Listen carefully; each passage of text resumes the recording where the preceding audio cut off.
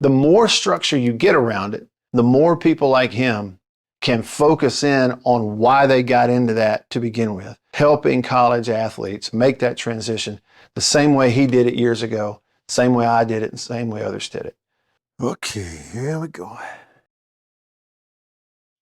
It's been quite a while since I've produced any content for you here on the channel, other than the the live stream of the daily radio show. And there's some reasons for that, and I won't go into that now. I'll maybe get into it with you later on. But I will say that recently there have been some developments, changes. I would say developments is a good word in college athletics that have given some people a little bit of hope, like maybe there's a light at the end of the tunnel. What I mean by that is there appears to be some structure being put in place, at least the beginnings of some structure around the upheaval in college athletics regarding paying players, wide open transfer portal, but namely the paying players in the whole quote unquote NIL world. I would even probably title this video, Structure is Greater Than No Structure, with the new House settlement that came down last week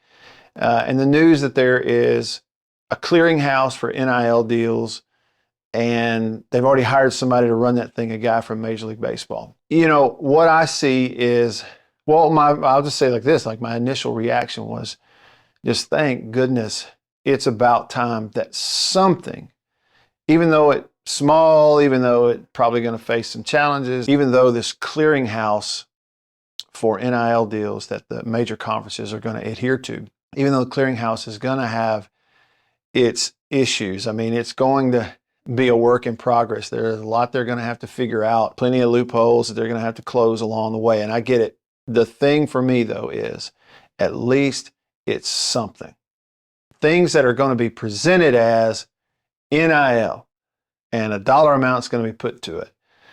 Things that are presented that way are going to have to be put in front of that staff at that NIL clearinghouse if it's more than $600, and they're going to have to run through the whole process of approving or disapproving and making sure that it's on the up and up. Again, what all those exact details are under on the up and up, I don't know. But again, at least some structure is starting to develop.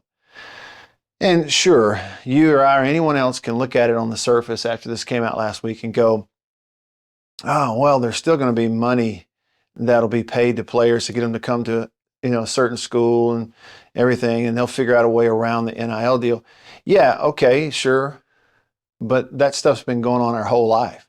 The under the table part of it's been going on forever. I don't know how they will or won't rule on anything or punish anybody for anything.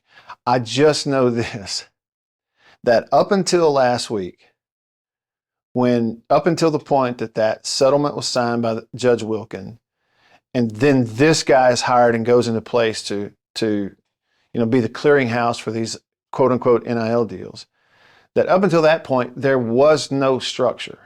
There was no, it always appeared to me to be a lot of talking, nobody actually doing anything, nobody involved in college athletics actually with the power to legislate anything. They're dependent upon a judge, you're waiting on her. And in the meantime, everyone just trying to present as much of a rosy picture as they could so as to protect their own paychecks. And that's the way it always looked to me. And I would just say that since that happened last week, one, we see a cap on the number for this year at least. They say it's going to increase every year for what each school is going to, up to that amount can pay their athletes in terms of revenue share. Here's a flat line cap, revenue share. And at the same time, they've said, here is the clearinghouse. Okay, and they will approve or disapprove anything presented as an NIL deal, which again, structure, it's some structure. They're going to have their challenges. They're going to have their hoops to jump through. I get it, but at least it's something. We went from no structure, no seemingly idea what even was going on and what the future was going to be like. So for someone like me, who I am to a fault, a very all in or all out person, I can't Moderation doesn't work for me. 1 foot in, 1 foot out doesn't work. I either have to be 100% in or I have to be 100% out. And it's hard to be in on something that you don't know who's driving the bus. You don't know that there's any rules whatsoever. You don't have any structure. Well, it's hard to be in on that. And so I had to kind of sort of I felt like I was out. And I know this may even seem hypocritical, but with some structure in place, again, a cap on rev share, a clearinghouse on NIL. Sure, there's all kinds of nefarious stuff under those umbrellas, but still, at least it's something, a step in the direction of structure for all this, where people like me are going to be able to look at it and go, okay, here's what they say you have to do. And if they're going to be compliant, that's what they have to do. And if they don't do that, they're not compliant, then what's the punishment and who punishes them? We can figure all that kind of stuff out. All I'm saying is some steps in the direction of structure for this thing are so encouraging for someone like me, who I was disgusted by what we were living through in college athletics the last few years. No, I wasn't disgusted about the idea of a player getting money. Like, I'm all on that. I was like, who cares? Okay, they get money. How much? Who, whatever, fine.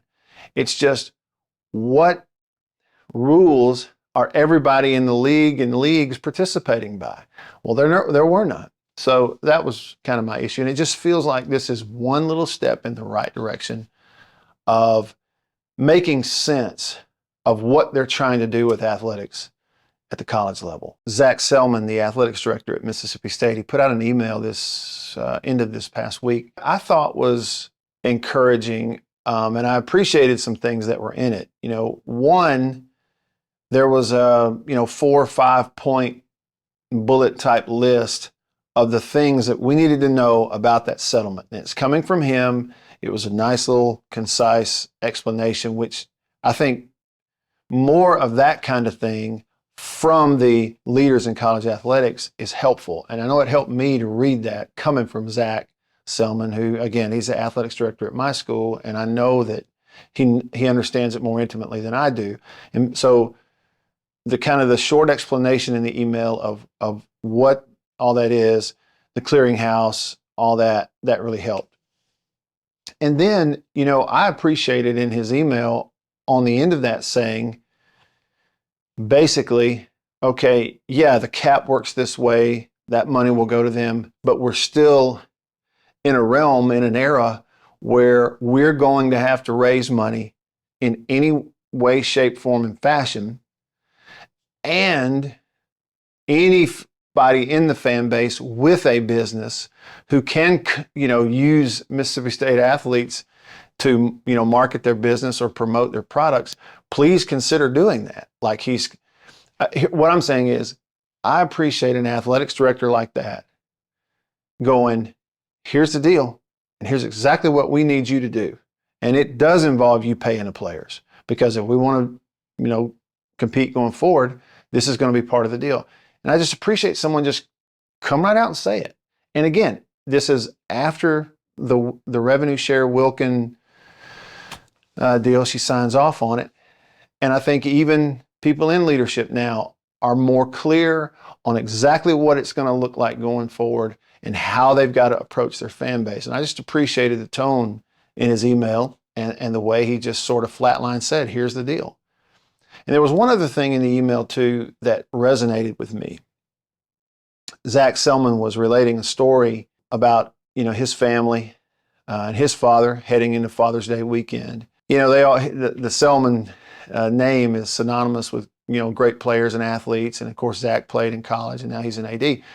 And on the heels of that, what he said was that when he initially got into it, that genuinely what was driving his purpose in getting into athletics administration was he really genuinely gets a sense of purpose and satisfaction out of helping young athletes make the transition to college and have an awesome experience. And, I read that from Zach and I thought, okay, I can get in line with this, because I sense that, here's a guy who He's in his walk of life. He's running the SEC athletics department. He's seen all these changes. I'm sure he's got his own opinions about the pay for play and the NIL and the clearinghouse and the open transfer, all that kind of stuff. But at the heart of it, he's right that still, and at the very guts of this, you still have kids coming out of high school, 18 years old, or a kid coming out of JUCO 19, 20, or a kid transferring at 19 or 20, making these transitions. They get one shot at it. At least now we're still in the world where you only have 5, maybe 6 years of eligibility, depending on who you are and where you are. So it's fleeting. It goes by quickly. Whether those kids are, getting millions of dollars in NIL or not, whether they transfer to one school or two, they still are like I was when I was 18 years old coming out of high school, in that I just wanted to play ball. I think Zach touched on that in his email. I think he's exactly right, that even with all the uncertainty and the other things flying around, at the heart of it, he and other athletics directors and others in the athletics administration, they still have one main purpose that is the most lasting purpose in all of it. And that's making sure that those athletes that come to school and their parents sort of send them there and hand them over and trust you, it's your responsibility to make sure they have the best experience they can have. And sure, you want winning to be a part of that, but everything else that goes along with it as well. That resonated with me, and it made me think, okay, we're getting a little structure now to get built back around what's going to be the new era of athletics. We got some folks in leadership like Zach Selman who are now in a position where they can look you right in the eye and say, look, here's what we're going to need everybody to do. The more structure you get around it, and the guidelines, everybody, the rules everybody's got to play by, the more people like him can focus in on why they got into that to begin with, which is helping college athletes make that transition the same way he did it years ago, the same way I did it, and the same way others did it. So I'm encouraged, and I feel like I can get back in. More to come, plenty of questions, plenty of unknowns. Anyway, that's where I am right now. Thanks for watching, and I'll see you on the next one.